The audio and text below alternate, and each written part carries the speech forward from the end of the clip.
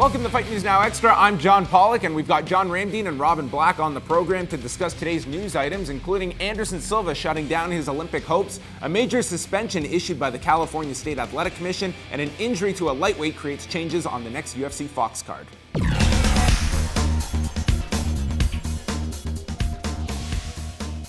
Myles Jury has suffered an injury while training for his bout with Edson Barboza at the next UFC on Fox card set for July 25th in Chicago. The UFC has announced that Paul Felder will take the spot of Jury and meet Barboza. Felder had burst onto the scene last October with a win over Jason Sago and then a knockout of the year contender when he stopped Danny Castillo this past January. Following a report from SureDog.com, it is official that Bellator bantamweight Mike Richman tested positive for a banned substance after his Bellator 137 loss to Eduardo Dantas last month in Temecula, California.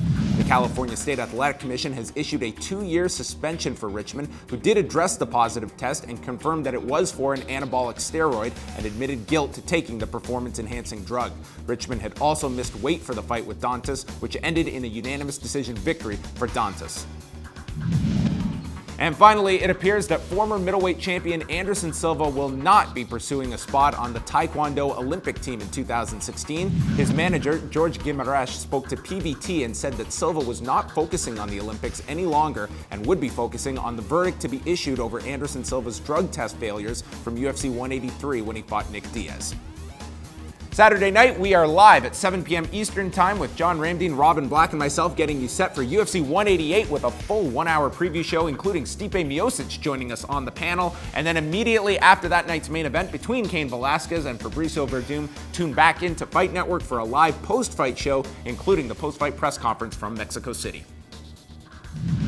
Here with John Ramdeen and Robin Black to chat about all of today's news. I feel the biggest one involves Mike Richman, who has not only testing positive after his loss to Eduardo Dantas, but the California State Athletic Commission making a bold statement suspending him for 2 years. And I'll say this, to Richman's credit, at least owning up and saying, hey, I did this. I'm completely guilty. It's not, I'm going to try and run around and, lie about it. But nonetheless, I think this is the new world of mixed martial arts and commission penalties being thrust down onto fighters. You have to imagine that this is because of the UFC. They started the ball rolling, and in order to get the sport cleaned up, they have to be on board, and every other commission has to be on board, and they have to take lead from the UFC. And so if things like this happen, now I think if you're a fighter in any organization competing in the United States or Canada, you're really gonna have to take a look at your career. Yeah, and I think I actually heard some rumblings from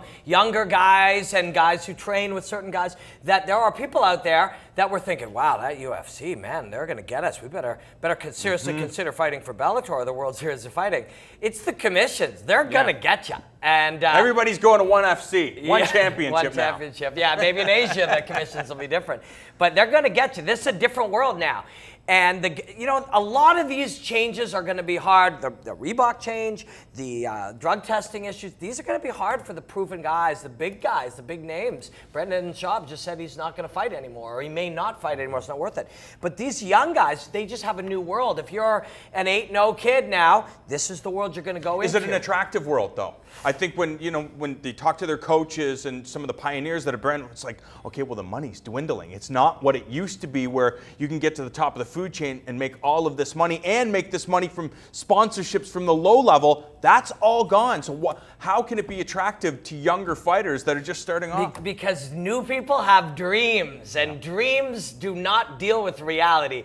When we're going to do American Idol season 28, there would still be thousands of kids lined up, despite the fact that not only are you not going to win, but the people who do win don't sell no records and don't make no money. Wow. And they still all line up like crazy, because dreams are dreams, man. And quite often, it's younger fighters that they are not looking at that middle of the pack in the UFC. They are looking at your Conor McGregors. They're looking at your top fighters. And man, if I could have those kind of earning years, that will be life-changing to me. But I think now the ladder to get to that, it's tough. If you're an entry-level fighter at the UFC, if you're on Fight Pass this weekend, and it's going to be a slow climb up that tiered system, and hopefully you can connect with an audience and become a draw, but that's a very, very small percentage that become your Conor McGregors. Yeah, and you're talking about one of the most difficult sports in the world. Ryan Ford has been competing in this sport, and he said, look, it's just too much. The injuries that you deal with in mixed martial arts, you're going to be sidelined. I wouldn't be surprised if throughout the years the shelf life of a mixed martial arts athlete gets smaller and smaller. For sure. It's a crazy one, you know? It's a crazy... You're asking these guys to go out and fight, train your bodies. We went and trained last night. Are you sore? No, we just wore pajamas and rolled around on the ground with our friends. You know what I mean? It's a hard business. They're all doing it, and now you're going to ask them not only be the top 1% of anybody who puts on those pajamas or puts on those gloves, or the top 0.1%, but now out of all those people, you got to be the funniest or the best looking or the most interesting or the best dancer or have great speeches or whatever. You got to do all that too. It's really tough, man. If you want to be a fighter, do it because you're in love with it and you couldn't do anything else. Well, that segues well to Ben Rothwell. I think you can tick off all of those boxes for what he's attempting to do right now. I mean, he's having success in the cage, which is of the utmost importance, but maybe not, because he also acknowledges that he has to be doing things. He's now much more outspoken. He had a whole speech prepared afterwards with John Anik to try and get all of this interest upon him. And we look towards this Saturday. You are literally getting the two best heavyweights in the sport. But is this a card that's going to do 1 million buys? Probably not. And I think that there is that element to it that more and more fighters are tapping into, much to Robin Black's chagrin. Yeah, I mean, but that's the reality. I think we forget sometimes that, but you and I get a chance to call Pancrase, and we get to see the history of mixed martial arts, and it started with pro wrestling. And I think that some of the athletes realize that, and some are reluctant to hop on board. They feel that, you know what I need to do? I need to fight to the best of my abilities once the cage door closes, and hopefully I create a following. Cain Velasquez has done that. Doesn't talk a whole lot of smack, doesn't do anything but be a freight train. And I wouldn't want to hear that out of that guy. Because you know it wouldn't be good. It would be such an awkward fit, which I'll say, that's what Ben Rothwell felt to me after that win against Matt Mitrione. Like when you want it to sound authentic. I don't want to feel like here is someone that has rehearsed a line and it's just you understand his motives from A through Z. But would you rather see the attempt or no attempt at all? Not if it's just going to fall flat on your. And I don't want 565 imitators. I don't want to see everybody try and subscribe from the same book. I think that you want that variety. You want your Cain Velasquez's. You want your George St. Pierre's. You want your Chael Sonnens. You want to have that mix. And other people become draws by not simply being Conor McGregor. I mean, that's proven in the pudding. It's true. So there you go. Those are our thoughts. Robin Black, don't worry. The sport's not dying yet. For Robin Black, John Ramdian, I am John Pollock. We will be back Saturday night, 7 p.m. Eastern, UFC 188 pre-show. Tune in.